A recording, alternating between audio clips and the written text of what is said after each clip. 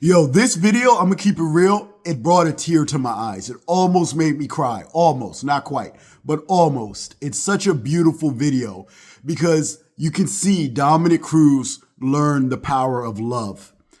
I know something happened to him. He probably had an amazing shroom trip where he was communicated the meaning of life, which is love. We're here to learn how to be more loving people. And you could see the evolution of this cat. When you used to watch him 15 years ago, I would have never thought that he would have gotten to this point where he's just like a vulnerable, loving person. It's so beautiful. It's so dope. And it shows that you could be a warrior, you could be masculine, and you can still know the power of being empathetic and loving and healing the wounds and the traumas that you've been carrying for a long time. And who would have known that his first episode would be with Uriah Faber, and these guys were mortal enemies. And to see them sit down and be vulnerable with each other and explain, hey man, I got love for you. I'm sorry about how I acted. It came from unhealed trauma. And I know now that the path going forward is to love. It's beautiful. Check this video out and check out his podcast. It's called Love and War. Check it out. Okay, check out the first clip. Power inside me to win at the highest level. And it worked for me until it didn't, right? And then when it didn't, I remember having to come to a crossroads on this belief systems and start learning about something that had more frequency than fear, which was love. And that's never ending. That goes forever. It's true. And as cheesy as it sounds, like fear has a cap to it. You can get really far. I have a really good relationship with fear, and fear. All right, I'm going to stop the video here. I just want to go over what he said. So he's talking about how fear can be used to drive you, and it works until it doesn't. And that's so true. You know, there are people in our lives that use fear, which is anger, and that fear is expressed as anger, and they're always yelling. They don't know how to talk softly to people when they're frustrated. They're always yelling and they're angry. Anger is not cool. It's not gangster. It's not a form of strength. It shows that you're actually afraid. It shows that you're a little child and you're too afraid to be vulnerable, so you mask that with anger. And you're too afraid to communicate what you really need. A lot of people use anger as a sense of strength, when really, you know, once you start seeing through it, you see that that's weakness. True strength is loving and calm, and you can express yourself without that type of low vibration anger. You know, anger, it's a mask to something deeper. And another thing that Dom is kind of expressing is that, you know, there's going to be a point where you can't just keep running off of the lower vibrations, which is fear, anger, envy. There's going to be a breaking point where you got to confront yourself, you know? I feel like they're dichotomies, fear or love. You're coming from one or the other. You're not. Yeah.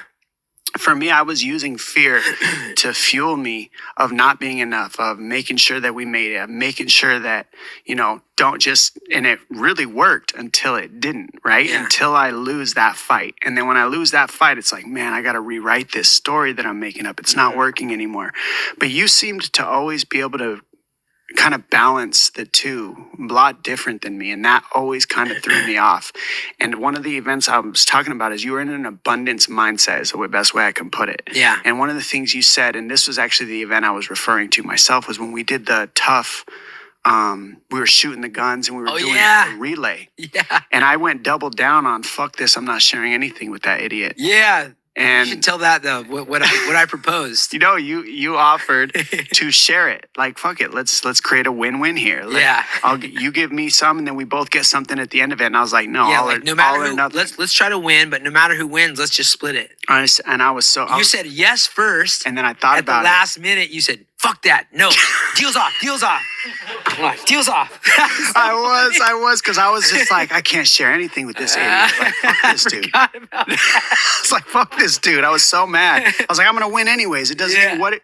My hand was broken then too, just barely though. But in my head, I'm thinking, you're only doing that because you don't think you can win. Yeah, I had a little broken hand. Yeah. So, and I knew that, but No, that wasn't why. I am getting to. But in my head, if I gave into that. Yeah. I'm telling you what my head was like. If you give into that, then that's already a loss. It's already a loss. And it's like, really. So what Dominick Cruz just said was super profound. You know, he said that now he's trying to move into a space where it's a win-win. And, you know, it's been said before that there are two types of people.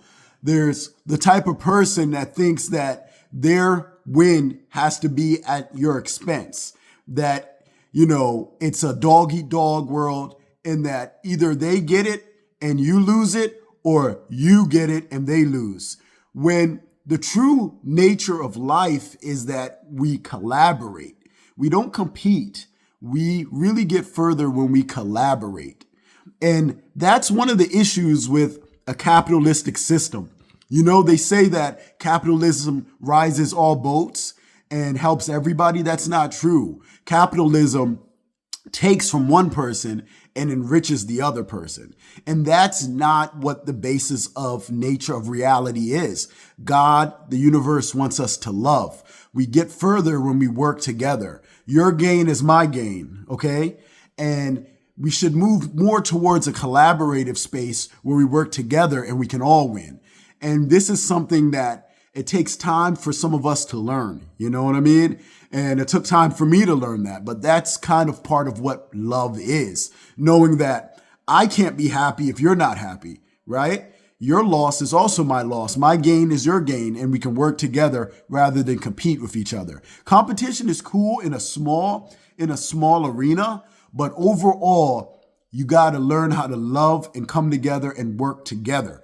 You know, look at ants. Ants don't compete against each other, at least not within the in-group. They come together and they do mutually beneficial things. So that's beautiful what he said. Let's just create a win. You're I think the reason I tell you all that is not like for like a sob story or nothing like that. It's more like this is where I was coming from. Yeah, no, I get it. When we were fighting, and I didn't want to let go of it because I needed it. Yeah, I needed that fire and you know, I needed the story that I made up about you too, which is, you know, like I was mad that you had both parents. Yeah, and that you had like a leader to show you how to do business, how to spend money, how to, you know, like how to do things smart. And I was like, I wanted that so bad with my dad, and I never had it. And so I was like, that's why he doesn't understand. Yeah, kind of whatever I wanted to make up. Yeah, what Dom said was deep. I mean, it showed that sometimes when people are hating on you, it doesn't come from a place of hate. It really comes from a place of they kind of admire you and they just don't know how to process that information, right? You know, a lot of times hate and envy is just admiration disguised. So yeah, that's really brave of him to admit that. And we've all been there. You know. Instead of telling the person, hey, I kind of like what you're doing, I want to be like that, it transforms into something weird. And then my heart broke. I couldn't handle the heartbreak. And it reminded me of losing my dad every time I would have heartbreak, because my dad would come and then leave and then come and then leave. And every time he would go back out and choose drugs over me and my brother, it would shatter my soul. You know, I couldn't handle it. And so when I would fall in love with a girl, I would have that same reminder of my dad, not, you know, without being weird about it. It was like your attachment. Right. And it was really toxic. And I didn't know, but I had a lot of toxic traits from that with my dad. I became very, you know, codependent, and I became a lot of weird habits.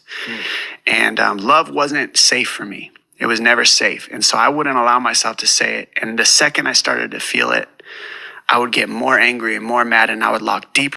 Yeah, that was really brave of Dom to talk about how codependent he was and how his attachment style was afraid of getting close to a girl because it reminded him of the heartbreak that his dad would give him every time he would leave, you know.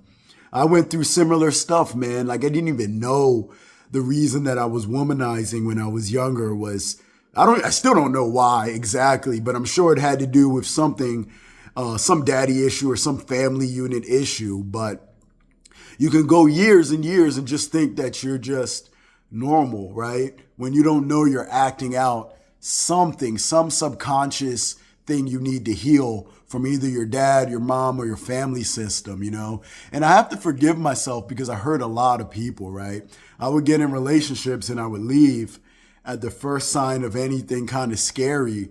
And, it really hurt a lot of people. And I got hurt too, you know what I'm saying? So it's not just one way, but it's so beautiful where you can grow and you could see, what the trauma that was pushing you to do what you were doing. Anyway, holler at me. Love you all. Check out his podcast.